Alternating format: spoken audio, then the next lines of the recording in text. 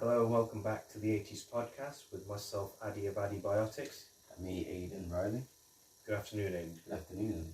How are you? I'm not bad, my friend. How are you today? Yeah, not bad. Surviving the heat as we ought to. Of course. It's Definitely. really warm today, isn't it? Oh yeah, definitely. Nice warm. It's nice today. That is true. So how's your week been? My week's been good. Work, gym, studying. Yeah, the three things the body needs. And keeping up with you guys. Which guys? The family. Oh yeah, definitely. The biotic family. Definitely the biotic family. So, believe it or not, this is our 15th episode. Wow. 15th. Yeah, 1-5. Eventually we will definitely get to the 5-0. Oh, we will. Definitely. In time.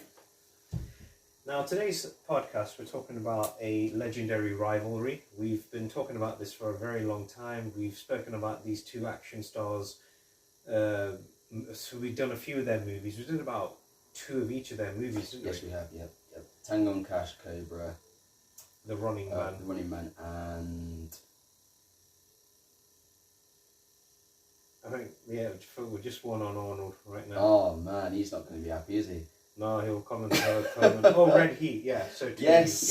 Yes. Good recovery. Sorry, yes. Arnold. Yes, we yes. apologise. That's if you ever do have the time to watch this. Please, can we have your, we said sorry, so don't come to our houses and Terminators. And kill us, or Terminators. Oh, my name. And Sly, same thing comes to you as well, please, Mr. Yeah. Stallone.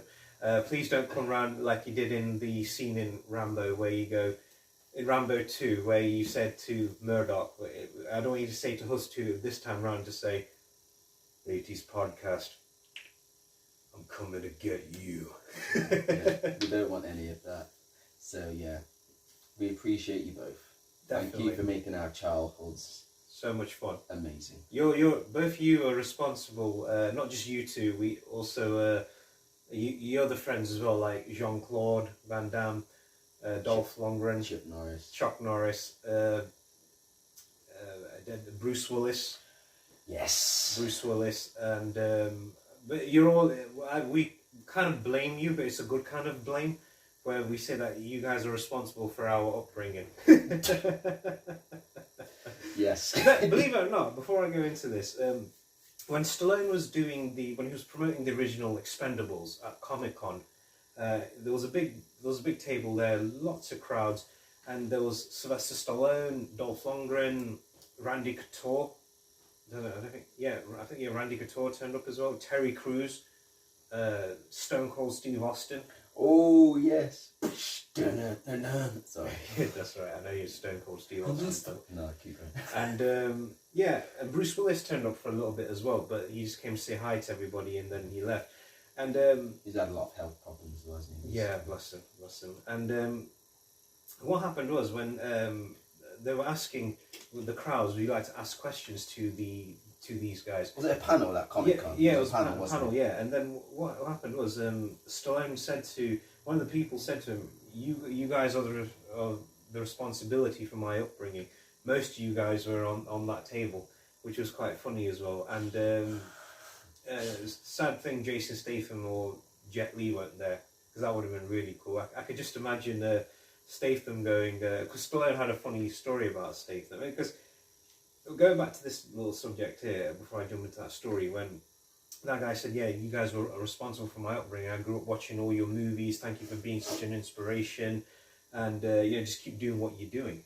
I mean, it's surprising. Stallone in his 70s, and he's still going strong with action flicks. He's still got another Expendables coming out, which we're going to watch, and it's going to be great. And he had a funny story about Jason Statham there, because there's a scene, you've seen the first Expendables, there's that scene where Statham and Stallone are in the plane and they're coming down, and Statham's in the front of the plane and he's shooting that big hefty machine gun, and they said that the insurance company wouldn't allow him to do it, and they were saying, "Oh no, you can't do it," and Stallone goes, "Yeah, Jason was really fantastic to work with and everything, and I said, Jason, we've got to do this, we've got to go behind the Bond company's back, do you want to do it?" And Statham just said to me, where do I start?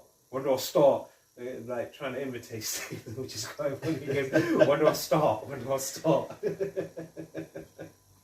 You know, your impression of Stallone sounds like a cross between Stallone and Schwarzenegger. Yeah, a little bit. Yeah, a little bit. So yeah, I mean, because like what most people didn't know at the time, back in the 80s, they were like the top-notch action stars. They were. Yeah. They were the top two. Because Stallone hit big at first in the 70s with the original Rocky. Mm-hmm. And then 1976. 76. Then Rocky 2 came out in 79. And then Arnold was doing a few movies beforehand, like Conan the Barbarian. Most people knew who he was as Mr. Universe and Mr. Olympia. He already had a foundation to work on, didn't he? Which Yeah. Sylvester Stallone didn't have a foundation. He did, yeah. I mean, yeah. He appeared in like a few TV series. He appeared in like. So he already had a network of. Yeah, he did have a bit of a network, but then. And then also when he started doing he started writing more than acting. And thank God he did.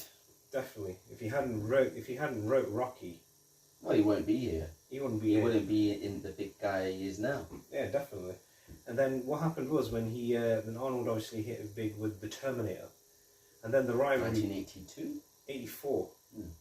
Yeah, it was 84 that. Conan was the first one, wasn't it? Yeah, but that was kind of like showcasing this is Arnold Schwarzenegger. Yeah, that was an introduction to the muscle freak Arnold Schwarzenegger. He was, yeah. Well, yeah, because like I said, he used well, before we talk about their backgrounds and everything, so today we're going to be talking a little bit not just about their rivalry itself. We're talking about Stallone's background, Schwarzenegger's background, their famous characters that they've portrayed, the grossings at the box office, some bad movies. There was one I can remember last week when we met up. I've got a funny story to tell everybody. It involves this guy over here, and yeah. So we got to definitely mention that one, bro. What, the baddest films? One of the worst films. You got put off by watching just a trailer. Oh God! You just watched the trailer. I watched the actual movie itself. I can't believe you did that. Oh well, the sacrifices being made to give entertainment. Yeah, definitely. I've still got to watch it, haven't I? If you want, I'll watch it. I'll watch it. I will make the sacrifice. Well, like I said, that movie's like a horror film without the horror in it. I'll do it. Definitely. I'll risk it. I'll risk my sanity. I have nightmares. Oh man. Yeah. So moving into so basically Arnold and Sly, they had this big rivalry back in the 80s. It was all about who looks better on camera. Like, say for example, it was all about making the bigger movies. Like who, because Arnold mentioned this as well in an interview in 2019, and they were basically saying, oh, who had the biggest movies, who had the bigger definition and the muscles. Who had more box office success, who kills more people creatively, who has bigger knives, who has bigger guns, everything. It was all about competing with one another to become the #1 star. Yes, it was. And before we go into this, I actually had a few people who I spoke with to say, what did you think of it? Who was your favourite out of the two of them? So I'm going to hand it over to Will, our friend Will, all the way in France. Merci, monsieur, for making this clip, and this is dedicated to you. So, Will, please give your input. Hi everyone, ID Biotics asked me the difficult question of who I like the most between Arnold Schwarzenegger and Sylvester Stallone. So even if I like Arnold Schwarzenegger, like everyone I guess, I would prefer Sylvester Stallone. Probably because of his own story, how he realized and produced and write the story of Rocky. And I think it's a great example of persevering and believing in your own ideas despite all the problems and all the difficulties and the struggles you have in life. So you keep going, and at the end you stand and you fight against everything. And like he said in interview, he said like you stand even if you take all the hits. So I like this idea. I know Arnold Schwarzenegger did the same almost, and he started from nothing, and he's a great example of success, discipline, hard work. That's why it's really hard to decide which one I like the most. Anyway, my favorite movie from Stallone is, of course, Rocky 1, and for Arnold Schwarzenegger, it would be Terminator 2. Thank you very much, Will. Appreciate that, brother, and hopefully we'll see you soon. Yeah, we will see you soon. You're going to come visit us, aren't you? Definitely, and I can't wait to see that as well. Now, moving on to the next person, I'd like to give a shout out to my old college friend, Ben, and I asked him to do a shout out, like basically give him... give us response. Yeah, give us a response. Who was his favourite? So, Ben, over to you, bro. No competition for me, ads. It's got to be Schwarzenegger every time. Terminator. Do you know what I mean? Governor of flipping California, a bodybuilding king. Say no more. Leave it there. Come back to me. Appreciate that, brother. Thank you very much, and definitely see you when I see you. I had another one come through. Nairobi. Oh, yeah, your biggest fan as well. You've actually inspired him as well. Like Arnold and Sly would, inspire people to that hit I the can make a mark on somebody. Definitely, I think. Well, it's a very big mark, right? Yeah. But yeah, It's not like that today, as you can see, but Yeah. it's it will be back. like the Terminator. My hair will be back. The Afronator. You said that. Afronator. So Nairobi, please, over to you, bro. So yeah, Aliens would have to be one of my favorite films, and coming from there, picking someone, Stallone or Arnold, I'm gonna have to pick Arnold, honestly. And that's only because of him actually, well, if I say this correctly, I don't think Stallone could have pulled off that role other than Arnold. Understandable that Stallone has played a lot of like army films, played those roles and stuff. I'd say, that would be a fair enough catch. But I think the way that Arnold intertwined with the role, where he really brought out like his own character towards it, was just something completely different. And having just straight, brute men, it's an army. Back it was like what we're talking about, like 19 something. It was just such a way that each person had the role and played their part, and they really went past what they were supposed to do, which really made that film much more. So I would have to go with Arnold, but then even then, I think that's just coming, like, I think I'm just nitpicking right now because of seeing Arnold as like, Arnold's physique, classic, him as a bodybuilder. For him to actually play that role and then have that such brute strength, and it's being an army, strength and stuff is always going to come towards it. But the overall, like, the conductive of the whole set was just something completely different than I'd say most Alien films, with having starring Arnold in there. And it's really hard something to really explain, but it was just the way that he actually, I guess, involved himself within the role, and then obviously going on to meeting people, the interactions, the climax.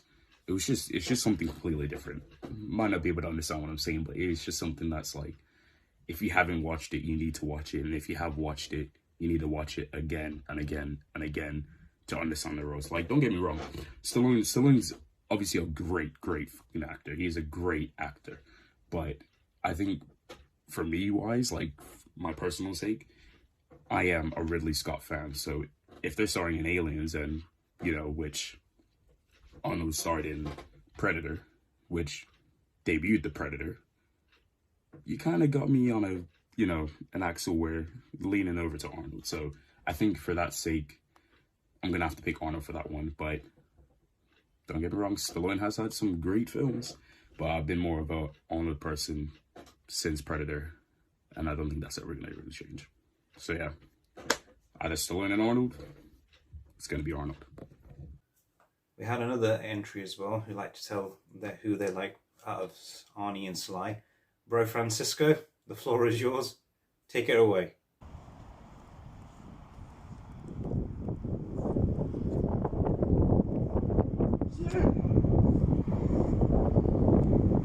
Cheers, Adi. With this video, you know who is my favorite.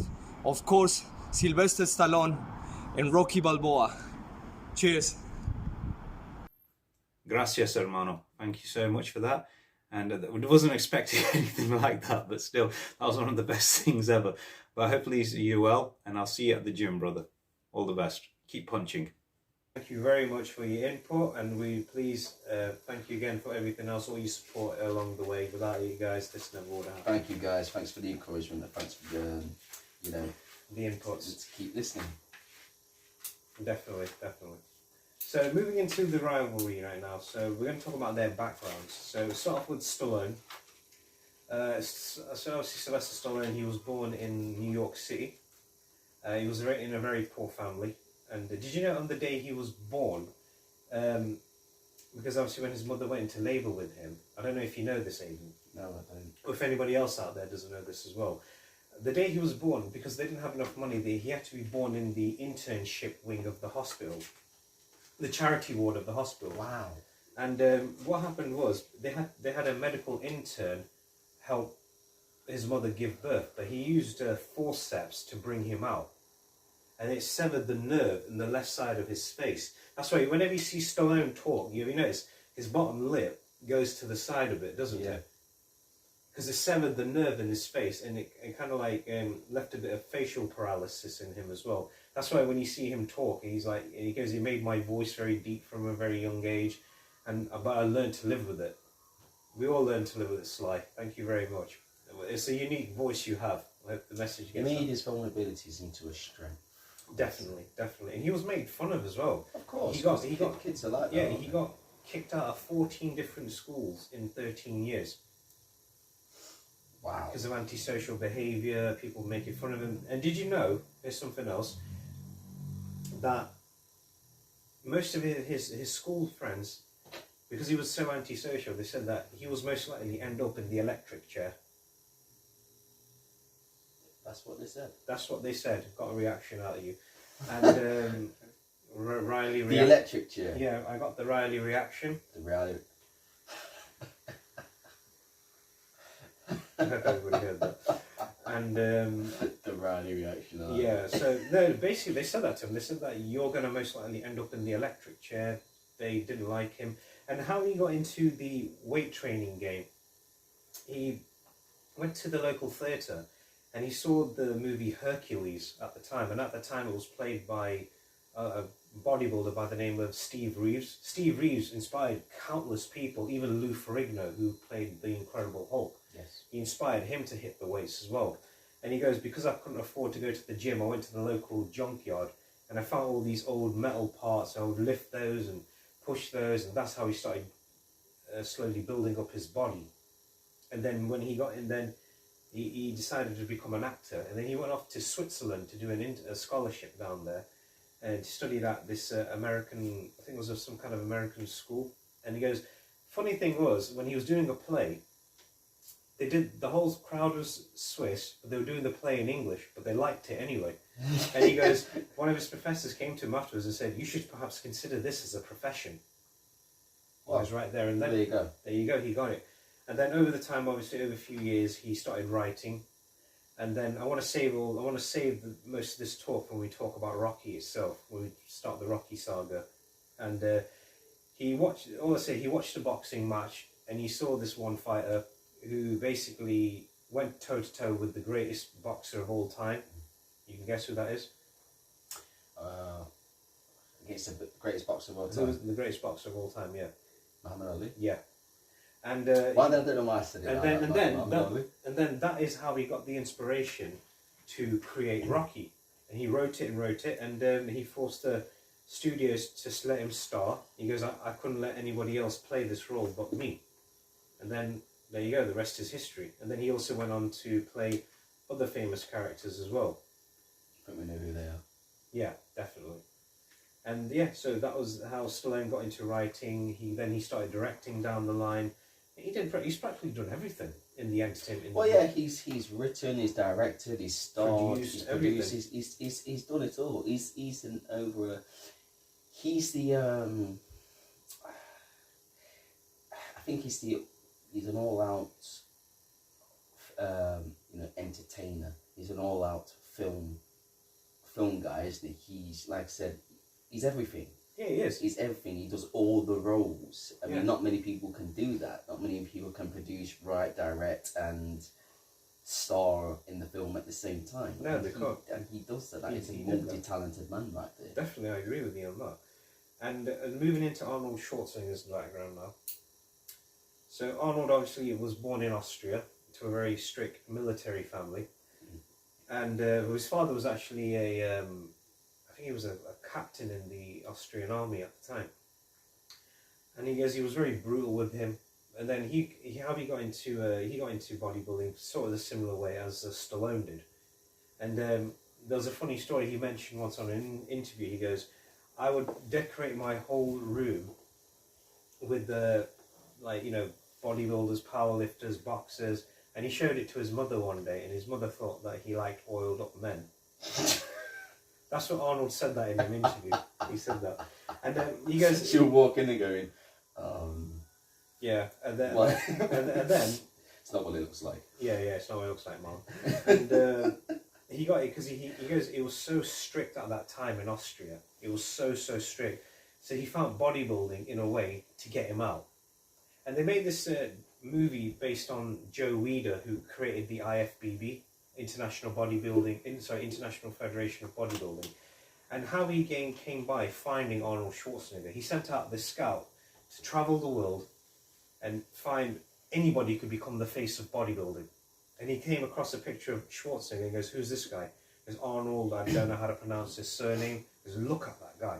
Just look at him. He's a monster. And he goes, let's go, book 2 tickets, let's go visit him. And he went to visit him and he goes, how would you like to be the face of bodybuilding? He goes, yeah, why not? Oh, yeah. And he goes, first we need to build your legs. They're tubes. Were they chicken legs? He actually admitted sometimes, yeah, he kind of had chicken legs. And so he had to build his legs. And How then old was he when he... I think he was about 14, 15 when he started lifting weights. What about when he got scouted? Early 20s? Early 20s. And then they brought him over to the US, and nobody had ever seen anybody like him before. They said he walked into a gym once. One guy, she said, I think you found a new species. They said, yeah, we think you found a new species. He looked like a brand new species. Arnold, without a doubt, Arnold Schwarzenegger put the sport of bodybuilding on the map. Well, look at the size he was. Yeah, as 24, he was 6'2". Biggest he ever was I think it was about 250. Oh gosh, that is big. Yeah, and then obviously that's one big mountain, isn't it? he was, and then his arms were like 23 inches around. His biceps were 23 in his prime, yeah. And then what happened was how he got into the acting business, because he won countless bodybuilding titles. He won like Mr. World, Mr. Universe, Mr. Olympia, and he goes when I watched the documentary Pumping Iron based on Schwarzenegger, and he said that the past, he was about to go for his final competition, and he goes, after this I'm going to retire from bodybuilding. He goes, what do you want to do? I want to be an actor. He goes, but nobody takes on guys like you anymore. Those guys are done, like the big muscular guys.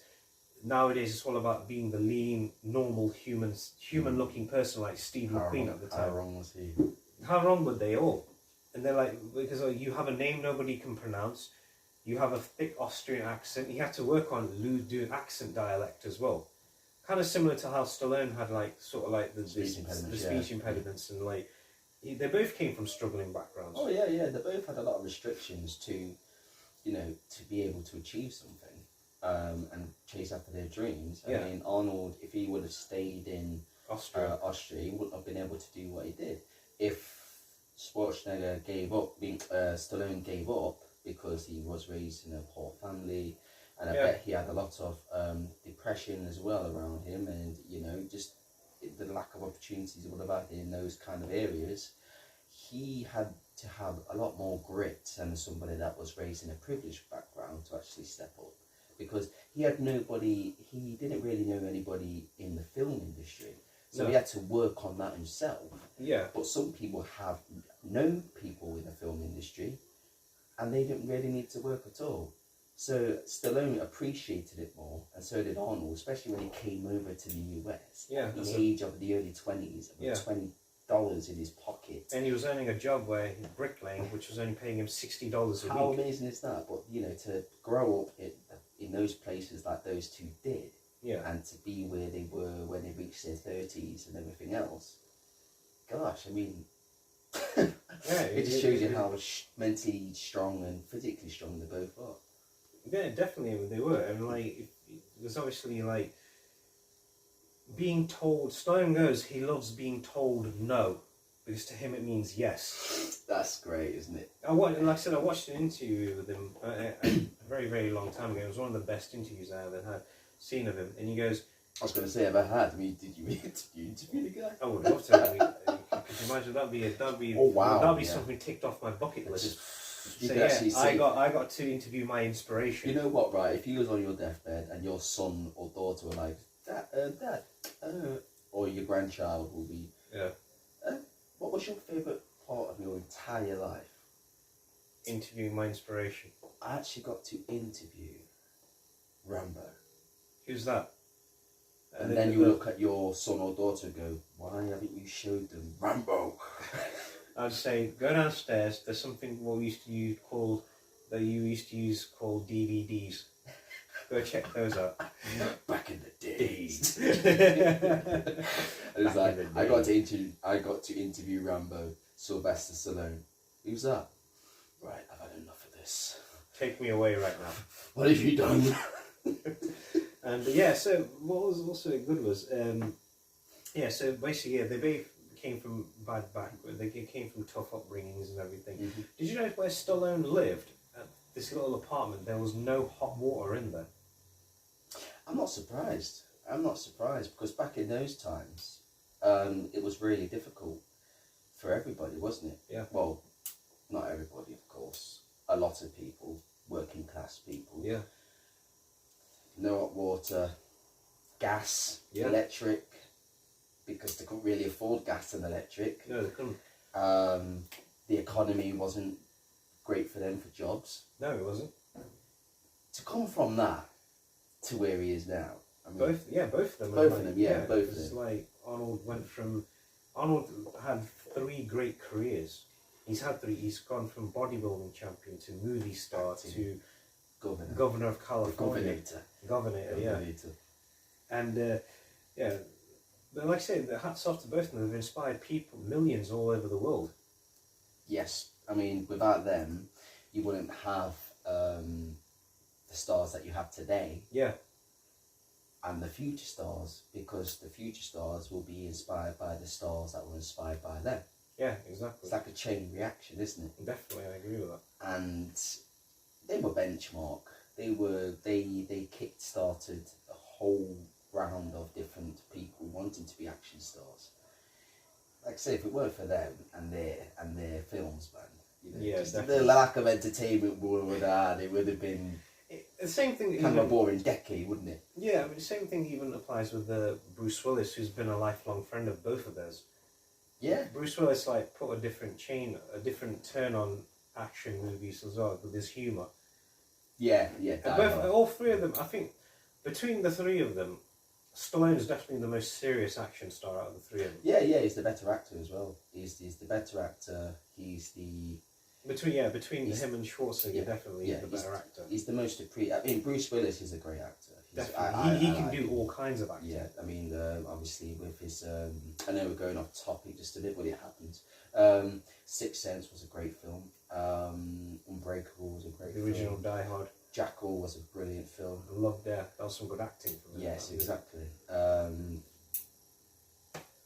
too many.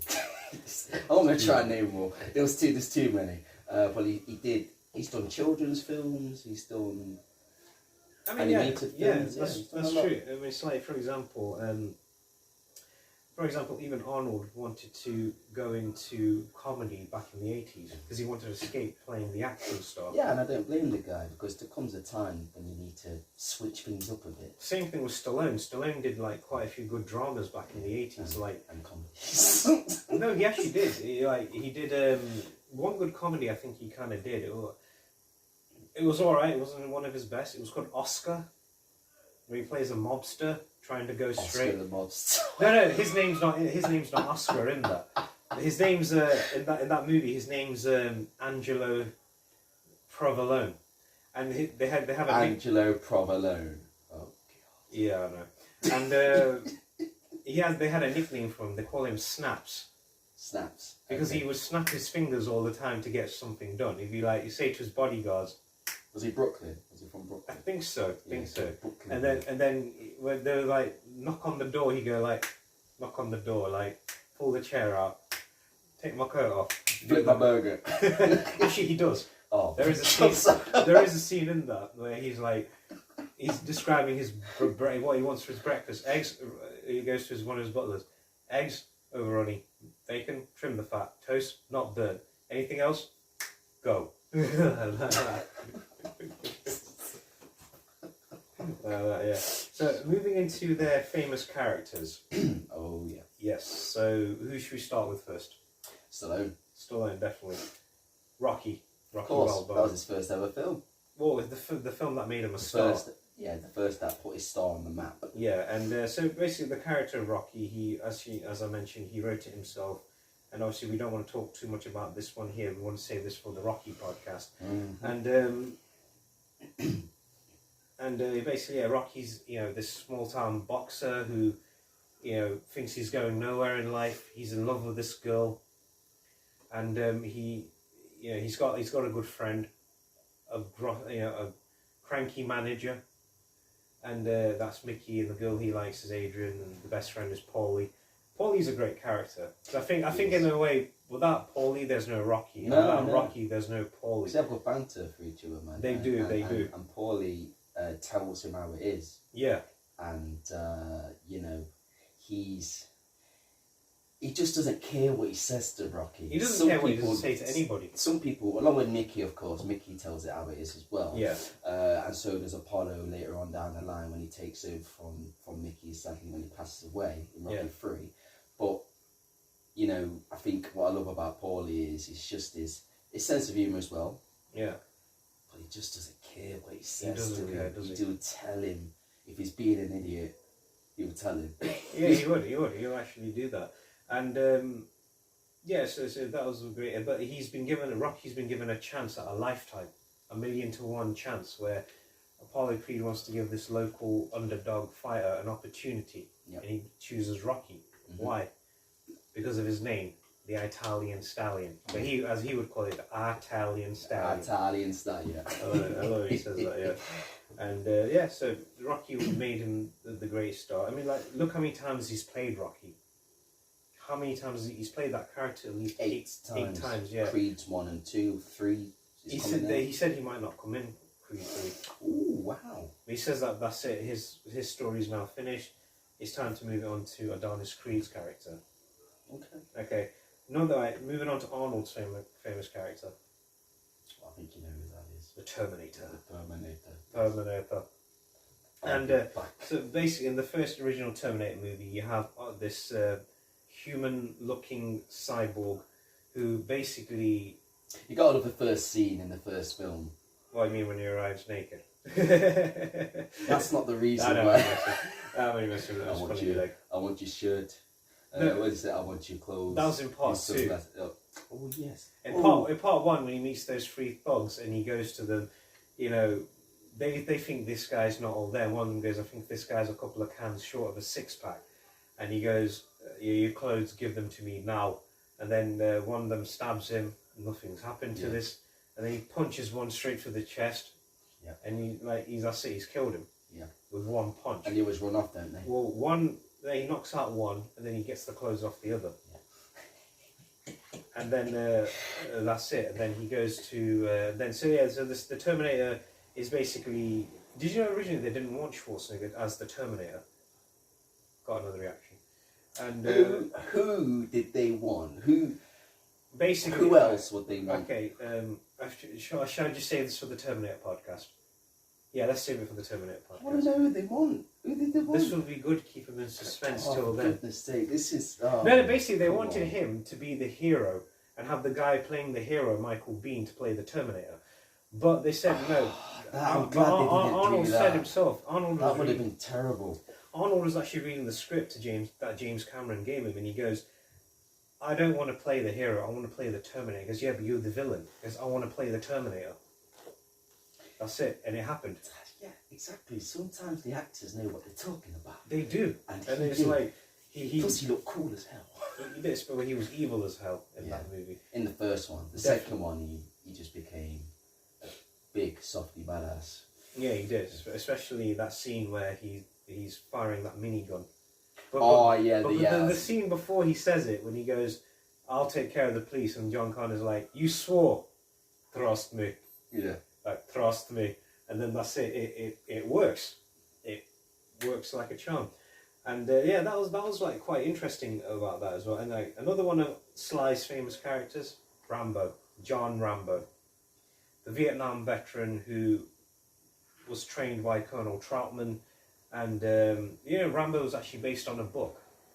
I know that part. Yeah. No reaction. And, there. and yeah, so Rambo basically is become iconic because he's a soldier who suffers from PTSD, post-traumatic stress disorder, and he's gone back to the country that he fought for, but nobody wants anything to do with him. And then he decides, and then he's gone on countless other missions like that he's been asked to do, and he gets the job done regardless of how dangerous or what the odds are. Again, Rambo's kind of similar to Rocky. Like, regardless of what the odds are stacked against him, he's still going to come out the survivor. Yes. It's kind of like a theme with his films, isn't it? Because that is him. Yeah, He was an underdog when he was trying to make it in the film business. he definitely was, yes. So he's the best guy to play those kind of characters. Yeah, I agree with that. And then what happened was, okay, that's another one of Sly's characters. Another one of Arnold's famous, that you would consider famous, John Matrix. from Commando. Even though he only played it him once. But yeah, it was quite a good, funny character he had there. Especially with or Dutch from Predator.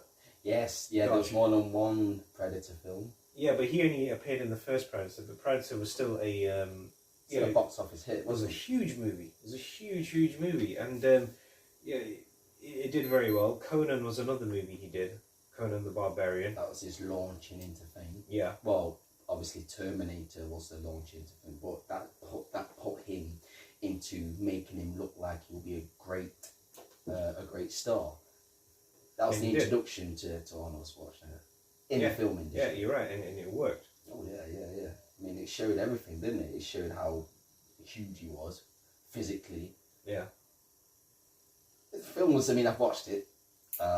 His acting obviously needed a lot of work still. Which one? The Terminator? Conan. Oh, Conan, yeah. Yeah. Because did you know at the time, the two actors who were working with him on the movie, there was James Earl Jones, who everybody remembers famously for playing Mufasa in The Lion King, and he voiced Darth Vader. He did, yes. And he's a huge actor, and he's very famous for his voice. He has got a unique... His voice is booming, isn't it? It just booms when he talks, and it's just...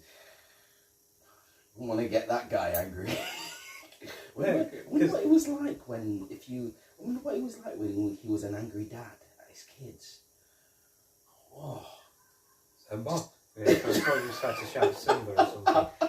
And yeah, so they actually, it was him and Max von Sydow, who was a very famous, I think he was from Germany, I think. Okay. And they both helped Arnold with his acting. They said, "Oh, you're new here, so we're going to help you with that," because they had so many years of experience. Arnold actually took them both to the gym to help stay in shape. So he repaid them like that as well. So you help me with my acting, I help you with my fitness. You scratch my with back, you. I'll scratch yours. Yes, definitely. Yeah. So grossing at the box office now. Okay. You had to go for it. Right, so both their movies hit it so big at the... Yeah. Both their movies hit it quite big. And like you had like... One thing I always liked about both their movies was you'd always catch their name on the top and then the name of the movie at the bottom of it. which was really good. And then you also had going into the grossings at the box office. Both of their movies did exceptionally well. I mean, they both grossed over billions of dollars at the box office. Whether it was them two teaming up together in movies, which was a sad thing, I think, was the fact that that they didn't do a movie together in their prime, like in the 80s. No, I think, I mean, yes, okay. It would have been a dream come true for those two to actually acted in the same films. Yeah. I would have loved that in the 80s. Just imagine those two being in the same. But the thing is, I think it would have cost a hell of a lot of money for the film studio. Just on the explosions that they do in it and everything. Yes, they would have had to have 10 times more explosions, and one would still want to outdo the other. And just imagine, who are you going to give the main character to? Which one? Exactly. Right. Yeah. So Sylvester, you're going to play Mick, and Arnold's like, why does he get to play Mick? And then Sylvester's like, because I'm the best jackass. And Arnold's like, right, okay, I'm done. I've had enough. I'm going. Yeah, I'm the best. Now it's like, please Arnold, come back. Okay, you can have Mick. Sylvester's like, wait a minute. I thought I was Mick. Well, I was Mick. He's like, right, I'm done. Wait, Sylvester. God! Just picking the characters would have been quite funny as well. And how are you going to write the script? Yeah, exactly. How are you going to do that? So, how are you going to do that? It would have been great, but it would have been so difficult to manage both of their, because they both were very egotistical. They back were. then, They were. But they had, like I said, they had every. I wouldn't say every right, but they had every opportunity. The opportunities boosted their egos. Oh yeah. I mean, it's just, the only way that both of them were in a, wherever starred in a film together was obviously The Expendables, wasn't it? And Sylvester actually wrote that, and he created it, and Arnold wasn't really that, he wasn't that involved in the movie business anymore, because he was obviously in politics a lot more than he was. So especially at that time, he was. Yeah, that time, and he was kind of retired, wasn't he, from films? He only did it because those two were friends now. He's like, okay, I'll be in the film. Yeah, that's true. And okay, so moving on to their bad movies, because every actor who you like, there's always a few bad movies that you like. Why the heck did you make this movie? Because it's true though, isn't it? I mean, what's even funnier is when they regret it themselves. That's even more funny. When it's like, for example, whose bad movie you want to talk about first? Stallone's, Arnold's, or Sly's? Can we get Stallone's out of the way? Yeah, okay, fine. We'll do that. Alright, so one of the worst movies I've ever seen Sylvester Stallone do, and you've seen it yourself, is... Look at my face. Just turn towards the camera, bro. I'm going to say it. The worst Can movie...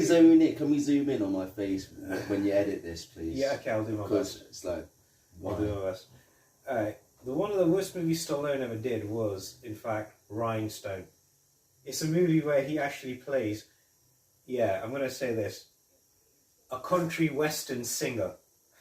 Now imagine the singer... Unfortunately, I've had the pleasure to, and I haven't told you, have I? I told you, I've actually watched it.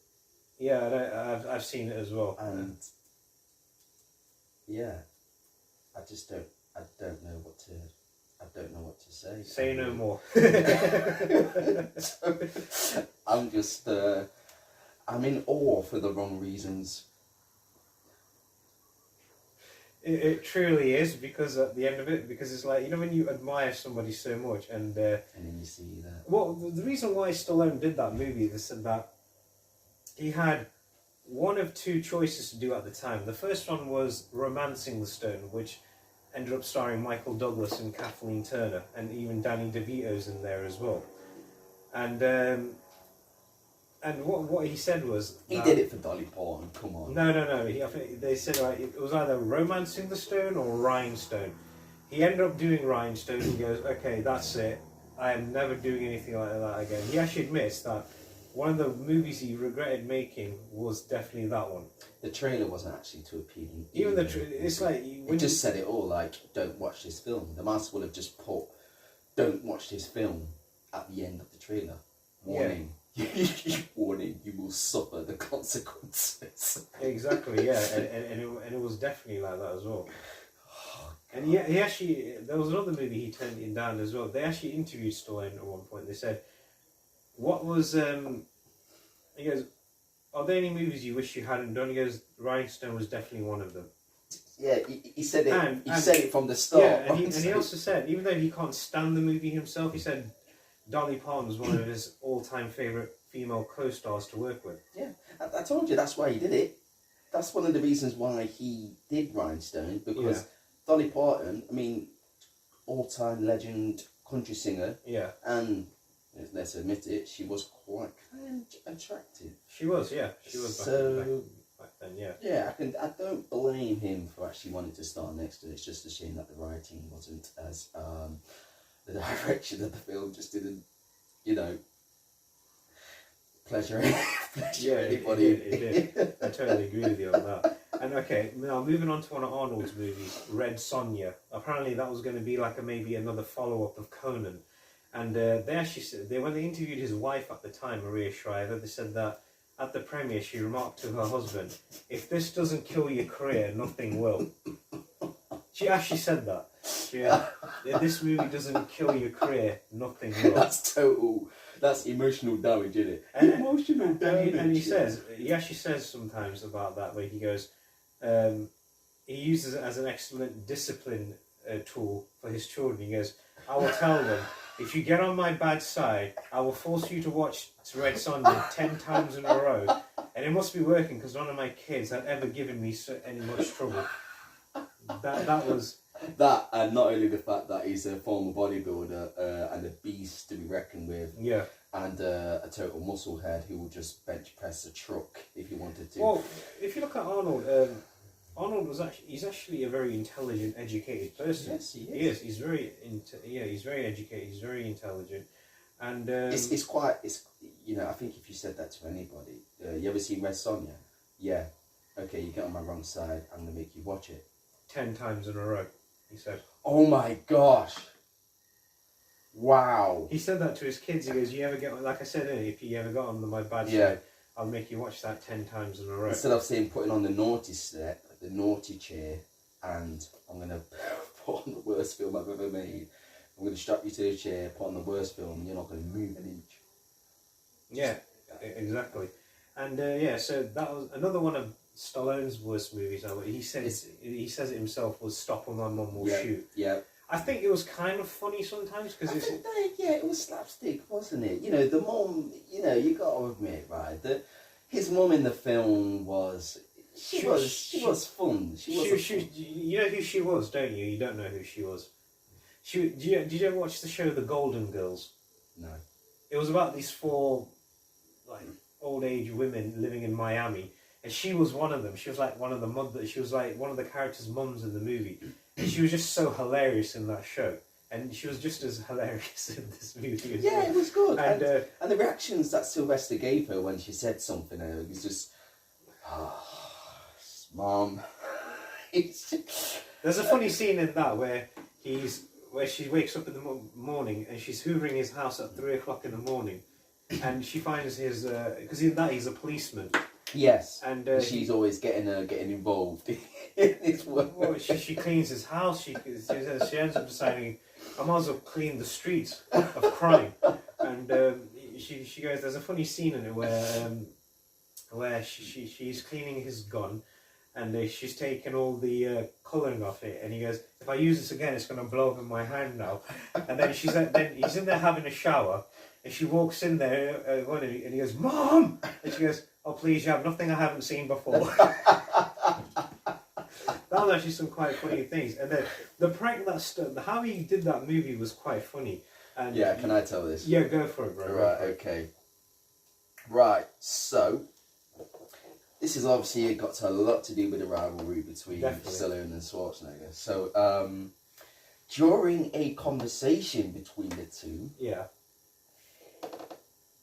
Schwarzenegger decided to use a little bit of a psychology on Mr. Stallone. Yeah, he did. Whilst having a conversation, Schwarzenegger decided to bring up the before mentioned film, Yeah. Stop or My Mum Will Shoot. And he said that, he hinted, this is something that you must do to Stallone. And what did Stallone do? He wanted to do comedy. He wanted to go one up on Mr. Schwarzenegger and decided to take him up on his offer. Yeah. To hinted him that he needed to take this film. And he did. And it ended up being, shoot himself in he said that because Sly said the same thing. He goes, his agent goes, if you don't do this movie now, Arnold's in. He goes, it's not going to look good, an American cop with a German accent, and he's running around and his mummy's helping him out. He goes, it'd be better if I did the movie. But let's be honest though, Stallone was a better fit for it, wasn't he? I think so too. He was a better fit for it. And because definitely out of the two of them, Stallone's always been the better actor. Yes, he has. And another one of Arnold's movies got to be Batman and Robin. I am so sorry. It's not to be sorry about. Oh my gosh! Did you know even George Clooney himself played Batman? He said he hated that movie so much that he goes. If he knew. Here's a funny story, everybody. That he said that if anybody watched that movie, he'd give him the money back for it. I remember when I read that as well. Oh my gosh! But you know what I don't understand about the film is why in the world did the Batman suit have nipples? No, they actually did that in the one previously, which was Batman and Forever. Yeah, but I don't understand why. I don't get it. I think they don't get it either. Don't get it. But anyway, we all know how bad that film was. I'm sure George Clooney actually said that he's surprised that he didn't put everybody off to watching a Batman film ever again. Yeah. And then thankfully with the great mind of Christopher Nolan rebooted the franchise. He's just surprised he didn't end the whole franchise because the film was so bad. It had good potential. Did you know even Chris O'Donnell, who was in the movie, who played Robin, he says, when I did Batman Forever, I felt like making a movie. Yeah. But when I did Batman and Robin, I felt like I was making a toy commercial. That was his exact words. And he was supposed to have a spin-off, but because that film bombed so bad at the box office, they cancelled the spin-off. Just turn your back on the film, leave it alone, don't touch it again.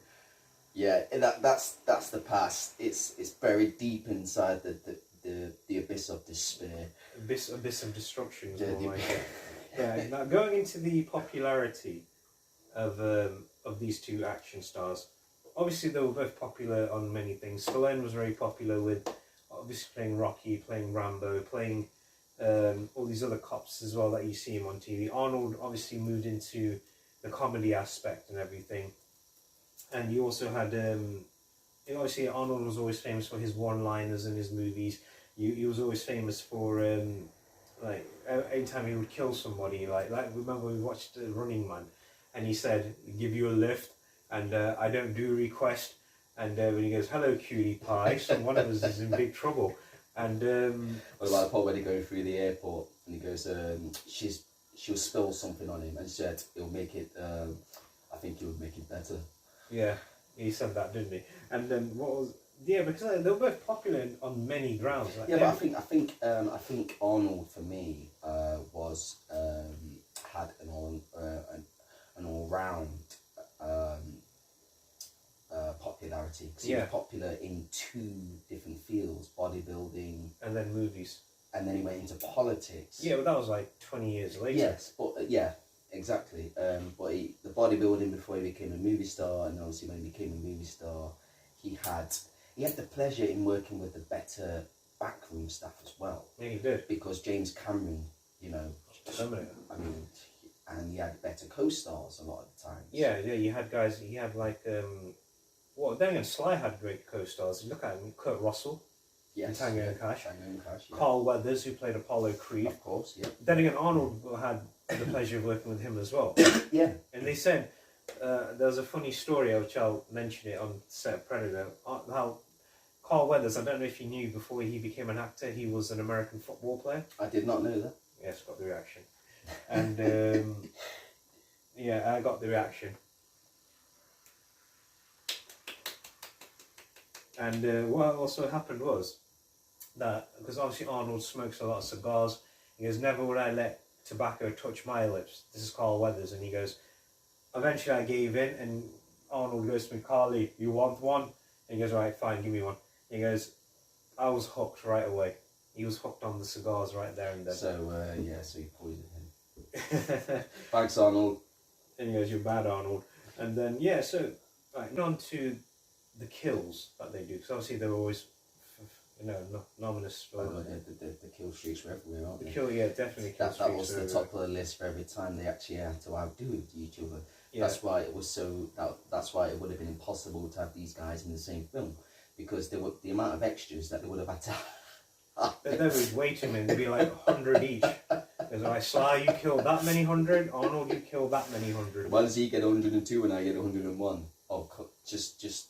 Alright, fire one extra and then that's it. We'll 100 each, how about that? No, I don't want to. I want just one more. Or half of one more. Okay, split him in half. Yeah, sharing is caring. Alright. He gets the legs. Why does he get the legs? Oh. Yeah, that would be really funny. Okay, so one of the best kills I ever saw in one of Arnold's movies was Predator, the original Predator, because obviously his character you don't see his character ever again in any sequels, any spin-offs. His story's over. And I think, yeah, in a way that would have been good, because if they kept bringing back that particular character, it's like, you've already been through it once. Do you want to go through it again? Why would you want to go through it again? Yeah, exactly. Human beings will never do that again. Exactly. So one of the good kills in Predator, and the real life story behind this, was when there's a scene where Schwarzenegger and his commando team are in the favela, they're attacking the place, they're looking for these hostages, and there's this guy creeping up behind him, and he pulls out this big machete, and he stabs him with it, and the guy sticks to the pole, and on the spot, Arnold improvised the line, "Stick around." It was actually quite funny. It was quite funny though, that one. That's the thing about his characters, isn't it? He's always got that punch. And another good kill he has is at the ending, where he sets the Predator up, and he drops that big log on him, which was quite a good improvised kill, because he's run out of guns, he's run out of knives, he's run out of everything. He's got nothing but to use the nature around him to use as weapons, which is quite funny. Which is quite good improvisation of him. Yes. Yeah. So I think Predator had some good improvised kills in that. Yours on Arnold's? Commando. Yeah, that was funny. Yes, he's dead tired. That was a good kill, yeah. Good funny lines. But that's not my chosen one. Go for it. Okay, so I think we all know about what Commando is all about. And one of my favourite scenes in Commando is where, again, this is not the one. Yeah. But it's where he pulls that chair out of the car and hides in it. Yeah. Because he knows he's being watched and followed. And when that woman's in the car, he says to her, you know, I'll hide here, and then he just pulls the chair. Pulls that big chair out, yeah. Just hides it. But obviously, my favourite kill of Arnold is when he gets hold of the dude, gets hold of that guy, and he grabs him, tips him over the edge of the cliff. He does. And he goes, I thought you said you're gonna wait to kill me till last. He goes, you remember when I promised to kill you last? Yes, yeah. When I promised you I'll kill you last. He's like, yes. He's like, I lied. He just lets go. What was really funny, the way that guy screams as he's coming down the hill. I couldn't stop laughing about that scream. Forget all the funny lines when he's slamming him against the door and the car's flipped over. He goes, your loyalty's not very touching. He just picks him up and he's carrying, goes, this is my weak arm, and then he drops him from there. That wasn't funny until I heard that scream going down. That was just because he's trying to get everything out of him. Yeah. He's questioning. He goes like, by the way, this is my weak arm. Yeah. And you think, you got a weak arm? Arnold's got a weak arm? Yeah, that was quite a funny scene. So that is that's my... your favourite Schwarzenegger kill. Okay, my favourite Rambo kill in Rambo 2. There's a scene in it where, I don't know if you've watched the second Rambo. No, Okay, so there's a scene in it where he's after this one military, Vietnamese military guy who killed one of his allies, and he's ran out of the regular tipped bow and arrows, you know, the broadheads. He's got one with an explosion broadhead on it instead. And there's a scene in it where this guy's firing a gun at him, bullets not hitting Rambo, and he calmly takes out the the arrow, loads it up, the guy runs running, and he tries to fire one more shot, he doesn't do it. Rambo lets go of the bow, and it hits him, the guy blows up right there and then. What? It was a cool kill, and that was the last bow and arrow he had with the explosion point on it, and then boom, blows the guy to pieces. Well, the music lined up perfectly, the cool demeanour Stallone had there, all fitted in right there, down to a T. Yours favourite Stallone kill? Demolition Man. Oh, Death of Simon Phoenix. And see how quickly I actually pointed that out. It's, you know what I love about this film is, this. When I first seen this film, I was only young, so I couldn't really fully understand it. But when I watched it again, I was thinking, okay, I understand it a lot better now. There's not much to understand, but the story. But it's just that the future is so. It's screwed up, isn't it? The future. Yeah. It's screwed up, and but obviously, what I love about it is the confusion between. I love the character's name in this, Sylvester Stallone's character, John Spartan. That was a cool name. That was a really cool name. Just as cool as John Rambo. Yes, John Spartan, and obviously, what a great name for a character. Definitely. But then you have Simon Phoenix, which is obviously played by Wesley Snipes, and pre-Blade moment. Yeah.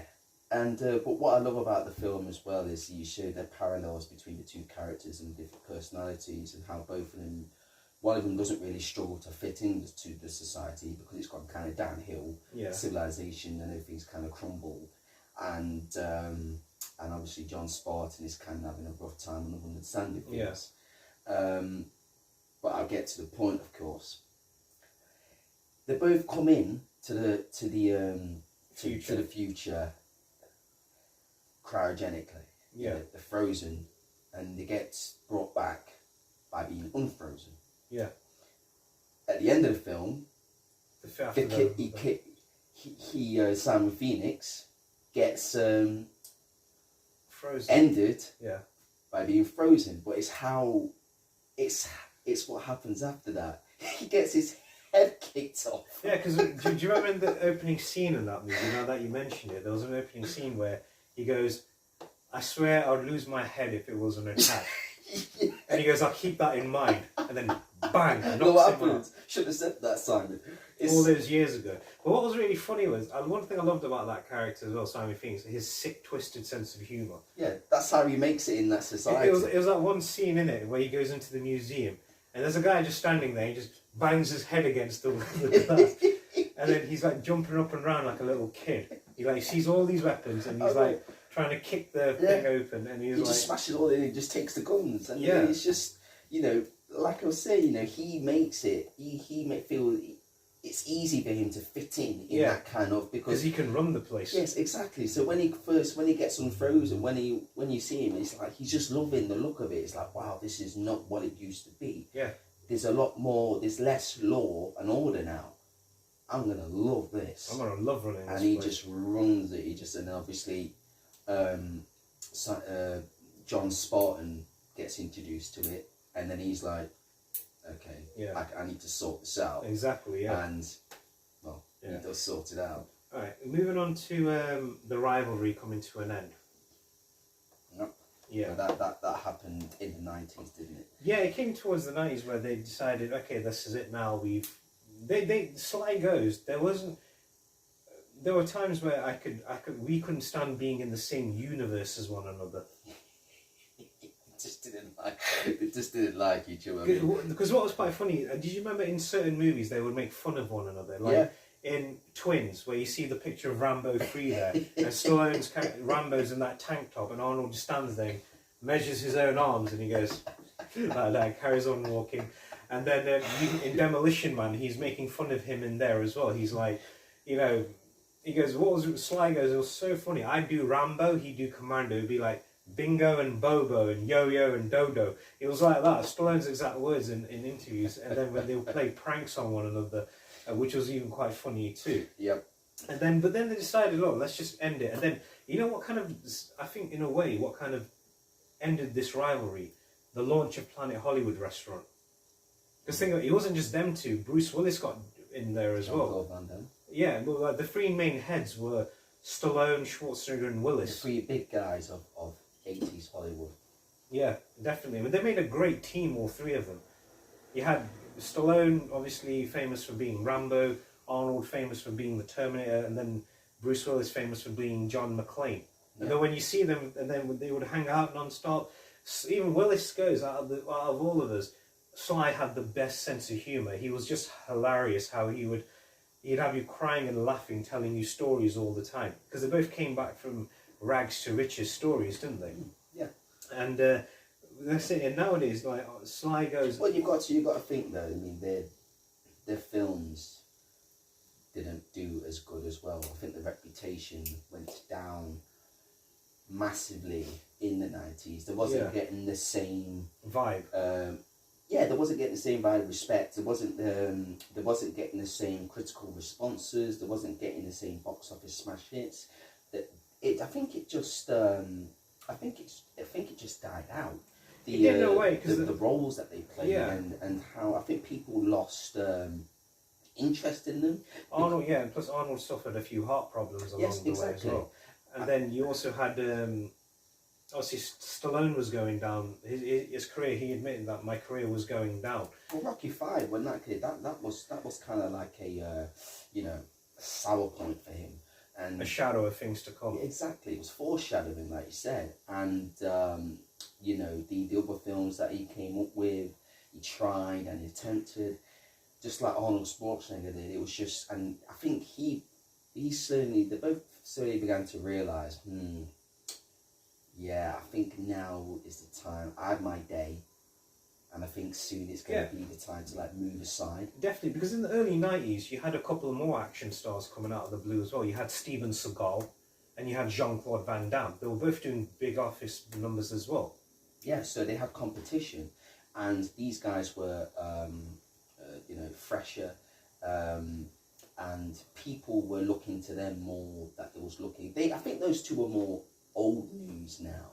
Yeah, when the 90s came along, it was like, oh, that is, when somebody says, oh, that's so 80s or that's so 90s, it's like that was them. It's like, oh, Arnold Schwarzenegger, that's yesterday's news. 80s. This is 90s now. Yeah, and then you had guys because martial arts action stars were a bit more bigger at the time, weren't they? Wesley Snipes himself was a martial arts action star. Yes, he was, and he was coming into the fray as well. Yeah, you had him in. Well, he was getting there in the 80s.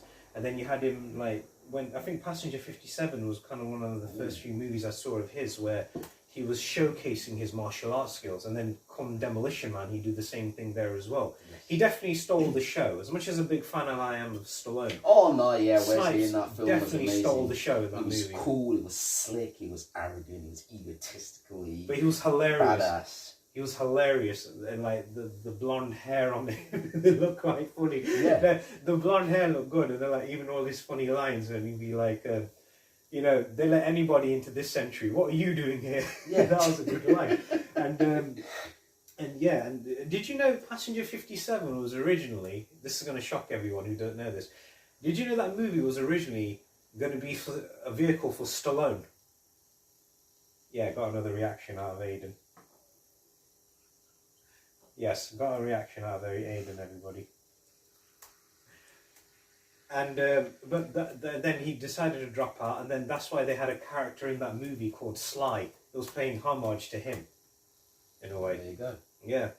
But if you look at back in the 80s when they did pretty good movies, Lock Up was a good movie. I don't know if you've seen it. It's a prison movie. But it's more focused on Stallone being an actor than an action star. You see him in the other movie called Over the Top. Again, he's an actor, not an action star.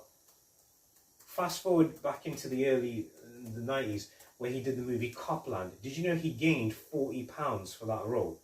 He lost the muscle mass, everything. He had a beer belly on him and everything. That's why I think that.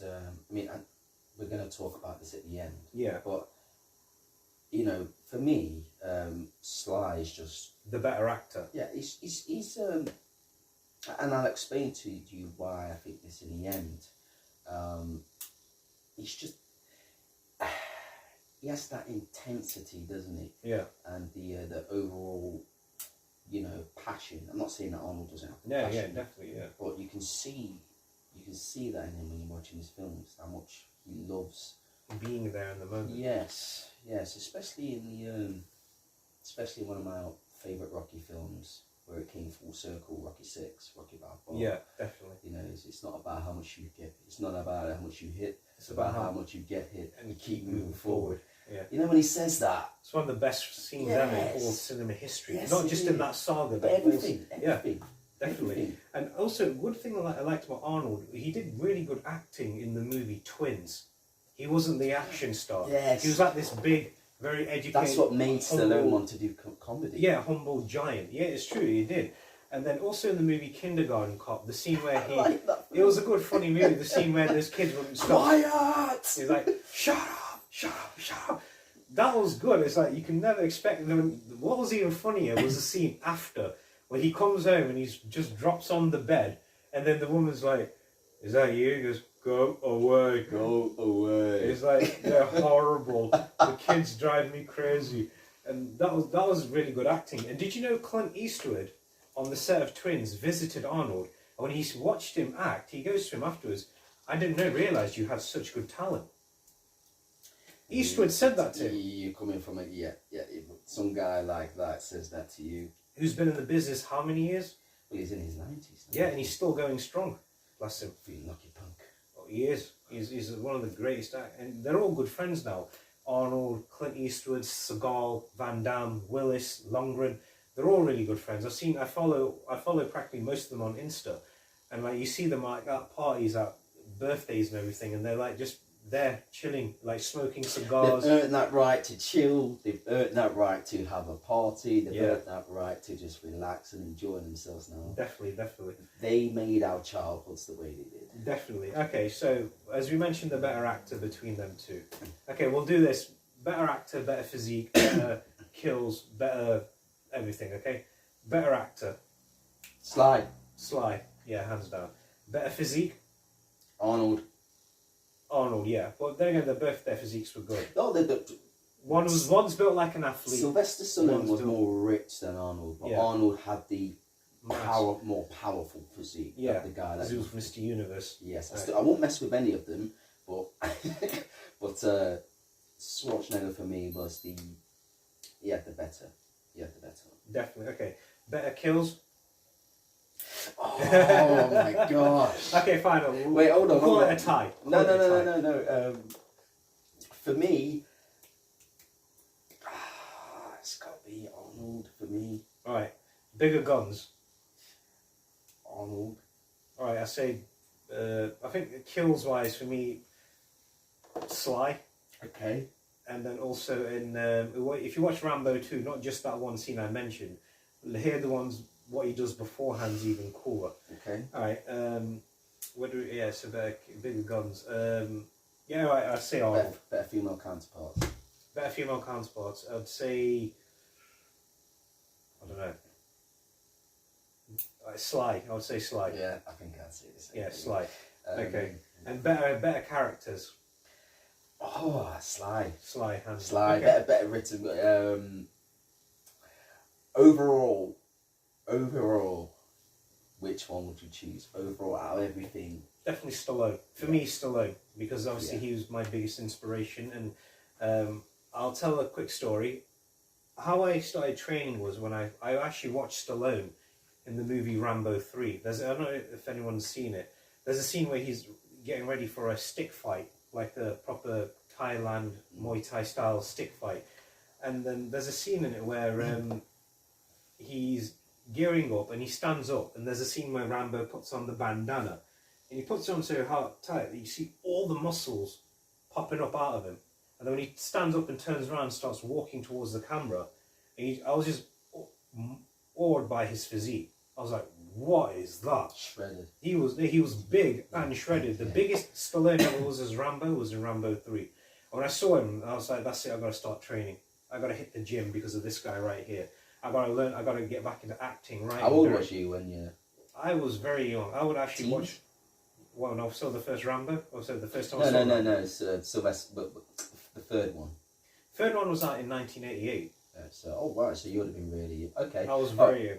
Oh yeah, you would have been very young. Too young to be young. I still watched it. I didn't care because to me it was Rambo. No, but you wanted to train again, didn't you? When you saw him. Was it when you rewatched it? Yeah, down the line.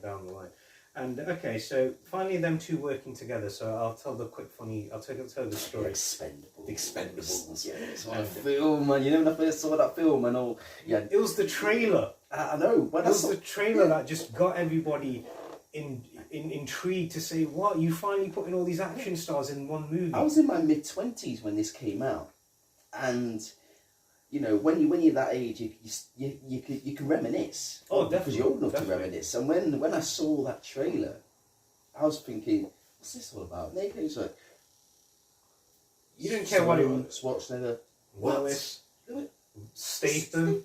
What's like that? So what? You got Statham in there. You got Lundgren back in there. You've got. My face was like this. Stallone. Yeah, it was like Schwarzenegger. Willis. Bruce Willis. Oh my God. Mickey Rourke. You had everybody in there. Everybody was in there. It was just, my head was just blowing up. And when it came out, I was like, that's it. I've got to go see this. We all I have saw it with my friend seen with my friend of mine, and I just couldn't stop smiling. Yeah. Because I saw when you see all of those in the same film, right? Yeah. And you see them all line up ready to do battle. Yeah, definitely. When they land up the helicopter, you're like, oh my gosh, they're actually all in a line. You get a panoramic view, all of them in a line together. Yeah, like, what is it? It's, oh man. That was what was great about it. And so what happened was Sly decided at the time. He created it though, didn't He did, especially the first one. So he said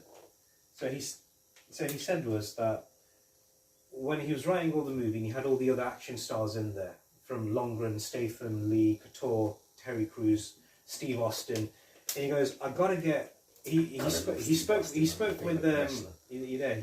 remember. He spoke with Van Damme. He was busy. He spoke with Seagal. He doesn't get on with certain producers on the set. He spoke with Chuck Norris. He wasn't interested. Very elusive guy. And what happened was, then he goes, all right, if I could put this, one woman interviewed him and she goes, how on earth did you get Schwarzenegger and Willis in the same movie? And he goes, oh, I must have had a bad dream or a bad meal. And he goes, is it possible I can go to these two guys and ask for a favour for free where they appear in this movie, just in a cameo? And he goes, Arnold and I have been competitive for many years. So I've said to him, I said, Arnold, I've asked you so many times to appear in movies with me, and you always turn me down. And he goes, what do you want me to do, Sly? And he goes, well, I know now you're governor. He goes, I can't make movies, I'm governor. He goes, all right, why don't you come on the weekend when it's your day off and you're not running the state of California, and you could just come for a few hours and film a scene. He goes, what time do I start?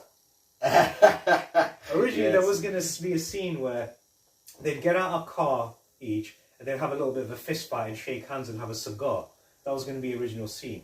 And then he went to Bruce Willis and said to him, Bruce, I need you to be this shadow figure CIA agent. And he goes, Sly, how about this, stupid? How about you put all three of us in the same scene? That was Willis's idea, to say, I want to do the movie, but only... on Bruce. Exactly, yeah. He goes, I want to do this movie, but only if all three of us are in the same scene. They said when they filmed that scene, the whole crew was standing in shock. They were like, finally you have these three titans of action films in one movie together. Exactly. You know, what was you waiting for? Exactly, what took you so long, guys? Exactly. Obviously schedules, families, everything. Men in their 30s now and 40s now are thinking, why did it take me so long? But obviously, you know, busy guys, okay, we forgive you. You got running the state of California. Definitely, definitely. Well, yeah, so it was great to finally see them working together. They did all three Expendables movies. They've done, I think Arnold's coming back to do the fourth one. I know Sly definitely is, and they did the first Escape Plan movie, which we got to watch, and because obviously it's the first time these titans have worked fully together, and so that was great to have them all in there, and like, but yeah, it's great. They went from frenemies, no enemies. I don't think they were actually full on enemies. It was more media hyped rivalry. Wasn't it? Definitely. It's like when you have the sports stars of today. You have sports stars, you have action stars, you have singers. Yeah, always competing with one another. Don't forget about. I mean, I'll name a few. Obviously, you had Prince and Michael in the 80s. You had you had Ronaldo and Messi. You know, you had all these huge. You know, I think it's when they're on the same pedestal, the same. You know, who's first and who comes second. Yeah. And then obviously when it's media driven, it's like you always get something said about the other, and then somebody writes something about the other. You're like, what did he say about me? It's like when Sly threw that, you know, through this bouquet of flowers, like, tulips and all that stuff. Yeah, definitely. Oh gosh. Yeah, definitely.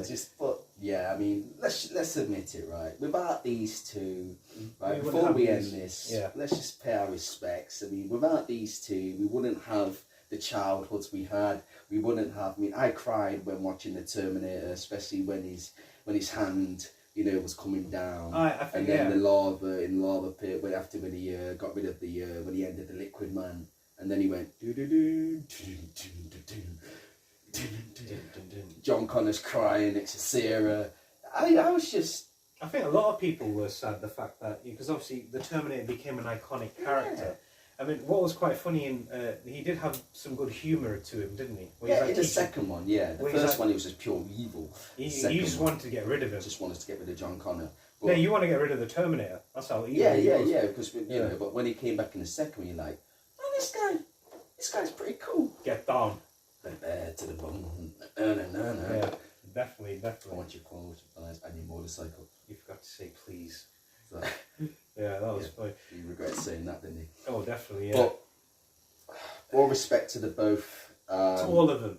To every single 80s action hero, every 80s big name. Thank you for making our childhoods the greatest ever. Thanks, guys. Thank you very much. Hasta la vista. Baby. So that's all the time we have for today's podcast. Aidan, it's been a pleasure having you here as always, bro. As always. And we'll definitely be back to tune in soon. We've got another action star to talk about. We are going to jump into some comedies. We've got them lined up. And some serious dramas. Yeah. And so don't forget to follow us on all social media aspects. And don't forget to subscribe to the Original Antibiotics channel. And Aidan's got a website coming out pretty soon as well. And we'll keep you updated with that. And also remember, everybody, the 80s rocked. They do rock. Well, this guy agreed with. What this guy said. Thanks. We did it right that time. Yeah. So till next time, everybody, all the best. Thanks, guys. Thanks, bye.